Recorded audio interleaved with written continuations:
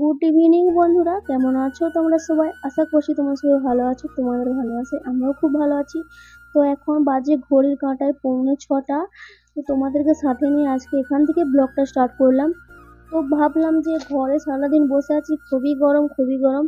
তো এখন minimum 44 degree তাপমাত্রা। তো ভালো লাগছে না, ঘরে বসে বসে পুরো বোর হয়ে গিয়েছি। তারপরে ভাবলাম যে একটু চলো পার্ক থেকে ঘুরে আসা যাক। তো আমি একা যাইনি, তো পাশে আরো ফ্যামিলি ছিল, তারা গিয়েছে। তো বাইরেও মানে খুবই খুবই গরম। তো যাই হোক, সবসময় তো আর গরমের জন্য বাড়িতে বসে থাকলে হবে না, মাঝে মাঝে বাচ্চাদেরকে একটু খেলাতে নিয়ে যেতে হয়। তার জন্য আমার মেয়েকে একটু পার্কে নিয়ে গিয়েছিলাম। তারপরে ওখানে আমরা বেশিক্ষণ থাকিনি, কারণ প্রচণ্ড গরম ছিল, থাকতেই পারিনি। তো তারপর আমরা ওখান থেকে বেরিয়ে সোজা একটু ফুচকা আর একটু আইসক্রিম খেয়ে শরীরটা ঠান্ডা করে নিলাম। ঠান্ডা আর কোথায় হলো জানি না, ওটা মনের ঠান্ডা, মনটা একটু শান্তি হলো আইসক্রিমটা খাওয়ার পরে। তারপরে ঘরে চলে এলাম। আর তোমরা তো জানো কত তালার উপরে উঠতে হয়। এসে একটু কুলারের সামনে বসে একটু ঠান্ডা বাতাস খাচ্ছিলাম। তারপরে কিছুক্ষণ পরে যাওয়ার পরে আর ফুচকা আর আইসক্রিমে কি মানে পেট ভরে? 10 টাকায় ধরো 4টে ফুচকা দেয়, এতে কি পেট ভরে? তো ভাবলাম একটু ম্যাগি করে খাওয়া যাক। আর এই গরম হওয়া যেই হোক, ম্যাগি খেতে আমার খুবই ভালো লাগে। তো বেশি করে একটু রান্না করেছি, আমি একা খাবো না, আমার মেয়ে খাবে, আর হচ্ছে আমিও খাবো। একটা কথা কি বলতো, যতই গরম হোক, যতই ঠান্ডা হোক, যতই শীত পাক, যতই গরম লাগুক আমাদের, যদি আমাদের ঘেমে স্নানও হয়ে যায়, তো কোনো কথা হবে না, সংসারের কাজ মোটামুটি করতেই হবে। কিছু কাজ থাকুক না থাকুক, আমাকে রান্না বান্নাটুকু করতেই হবে। এবারে দেখো, রান্না বান্না ছাড়া কি আমাদের কোনো কাজ থাকে না? হাজারো হাজারো কাজ থাকে, হাজারো। সকাল থেকে ওঠা থেকে মানে সকালবেলা যে কাজ শুরু হয়, ওখান থেকে পুরো রাত্রি ঘুমানো অবধি আমাদের কাজ থাকে।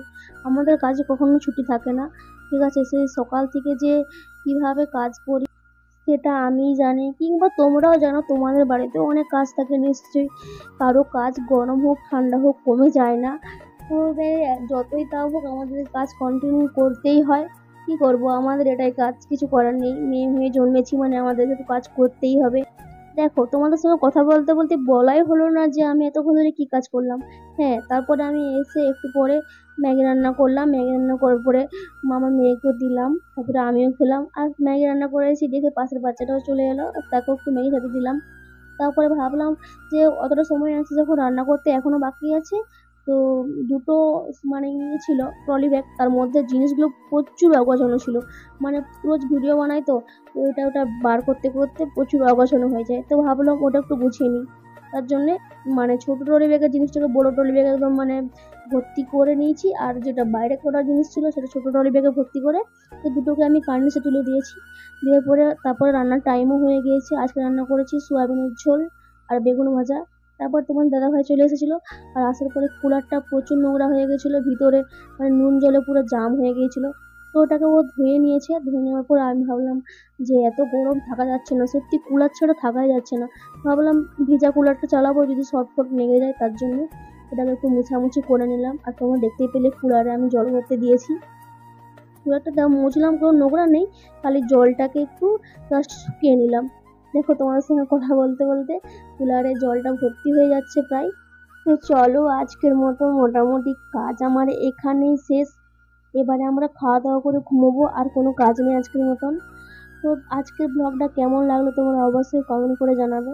আর ভালো লেগে থাকলে কিন্তু লাইক করবে আর সাবস্ক্রাইব করে আমার পাশে থাকবে। তো আজকের মতন টাটা সবাইকে, গুড নাইট, দেখা হচ্ছে নেক্সট ব্লগে। টাটা।